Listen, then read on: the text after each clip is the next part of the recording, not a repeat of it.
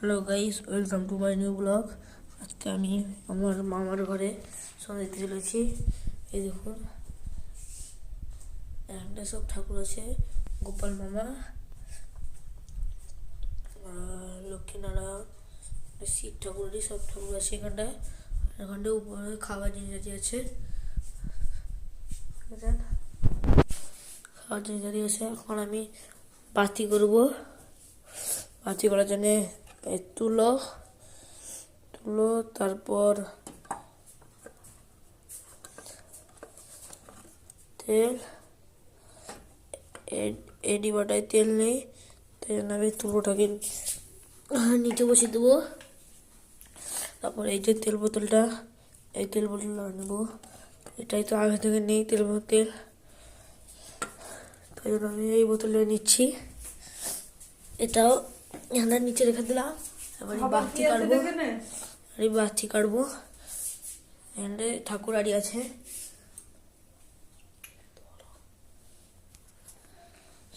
এবারই আমি বাতি করতে চলেছি।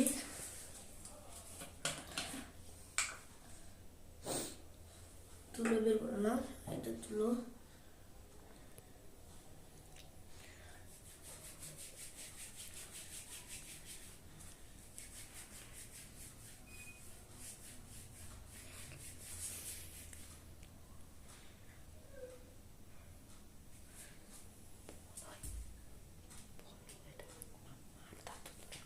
আমার দাদু দিদা, দেখুন আমার মার দাদু দিদা, দেখুন।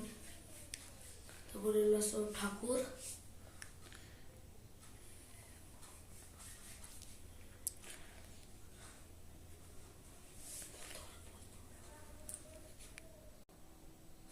হ্যালো গাইস, এবারে আমি তেলে বাতি বানাচ্ছি।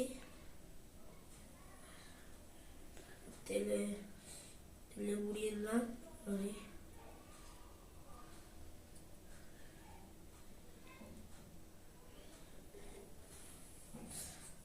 এবারে এটা এখানে রেখে দেবো। এবারে আমার পার্ট 3-তে, পার্ট 2-তে আপনারা গোপাল ঠাকুর এবং ঘুমাচ্ছি দেখবেন।